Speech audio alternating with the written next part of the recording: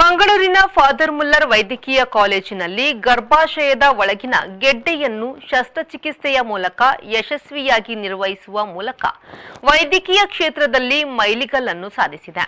ಇದು ದಕ್ಷಿಣ ಕನ್ನಡ ಜಿಲ್ಲೆಯಲ್ಲಿ ಮೊದಲ ಶಸ್ತ್ರಚಿಕಿತ್ಸೆಯಾಗಿದೆ. ಮಂಗಳೂರಿನ ಹಿರಿಯ ಸ್ತ್ರೀರೋಗ ತಜ್ಞೆ ಡಾ. ಲತಾ ಶರ್ಮಾ ಅವರು ಫಾದರ್ ಮುಲ್ಲರ್ನಲ್ಲಿರುವ ಹೈರಿಸ್ಕ್ ಗರ್ಭಧಾರಣೆ ಮತ್ತು ಭ್ರೂಣದ ಔಷಧದ ತಜ್ಞೆ ಡಾ. ಪ್ರತಿಮಾ ಪ್ರಭು ಅವರಿಗೆ ಸೂಚಿಸಿದ 22 ವರ್ಷದ ಮಹಿಳೆಗೆ ಸಂಕೀರ್ಣ ಕಾರ್ಯವಿಧಾನವನ್ನು ನಡೆಸಲಾಯಿತು. ಡಾ. ಪ್ರತಿಮಾ ಪ್ರಭು ಅವರು ಫಾದರ್ ಮುಲ್ಲರ್ ಆಸ್ಪತ್ರೆಯ ಭ್ರೂಣದ ಔಷಧದ ಹಿರಿಯ ಸಲಹೆಗಾರ ಡಾ. ಮುರಳೀಧರ್ ಜಿಕೆ ಜೊತೆಗೆ ತೊಡಕುಗಳ ವ್ಯಾಪ್ತಿಯನ್ನು ನಿರ್ಣಯಿಸಲು ಮ್ಯಾಪಿಂಗ್ ಮತ್ತು ಭ್ರೂಣದ ಪ್ರತಿಧ್ವನಿ ಸೇರಿದಂತೆ ಸಂಪೂರ್ಣ ಮೌಲ್ಯಮಾಪನಗಳನ್ನು ನಡೆಸಿದರು. ಇಂಟರ್ವೆನ್ಷನಲ್ ರೇಡಿಯಾಲಜಿಸ್ಟ್ಗಳಾದ ಡಾ. ಲೆನಾನ್ ಡಿಸೋಜಾ ಮತ್ತು ಡಾ. ಮಂದೀಪ್ ಸಾಗರ್ ಎಂಬೋಲೈಸೇಷನ್ಗೆ ವಿವರವಾದ ಯೋಜನೆಯನ್ನು ರೂಪಿಸಿದರು.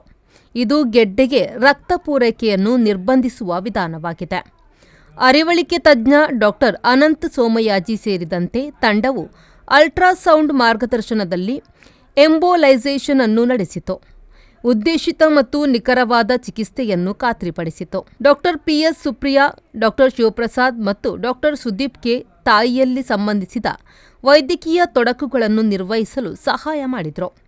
ಫಾದರ್ ಮುಲ್ಲರ್ ವೈದ್ಯಕೀಯ ಕಾಲೇಜು ಆಸ್ಪತ್ರೆಯ ನಿರ್ದೇಶಕರು ಮತ್ತು ನಿರ್ವಹಣಾ ಸಮಿತಿ, ರೇಡಿಯಾಲಜಿ ವಿಭಾಗದ ಮುಖ್ಯಸ್ಥ ಡಾ. ರಾಮ್ ಶೆಣೈ ಬಸ್ತಿ ಅವರೊಂದಿಗೆ ತಂಡವು ಅವರ ಅದ್ಭುತ ಕೆಲಸ ಮತ್ತು ಈ ಪ್ರದೇಶದಲ್ಲಿ ಈ ರೀತಿಯ ಮೊದಲ ರೀತಿಯ ಕಾರ್ಯವಿಧಾನವನ್ನು ಯಶಸ್ವಿಯಾಗಿ ಕಾರ್ಯಗತಗೊಳಿಸಿದ್ದಕ್ಕಾಗಿ ಶ್ಲಾಘಿಸಿದರು. ಬ್ಯೂರೋ ರಿಪೋರ್ಟ್, ವಿ4 ನ್ಯೂಸ್, ಮಂಗಳೂರು.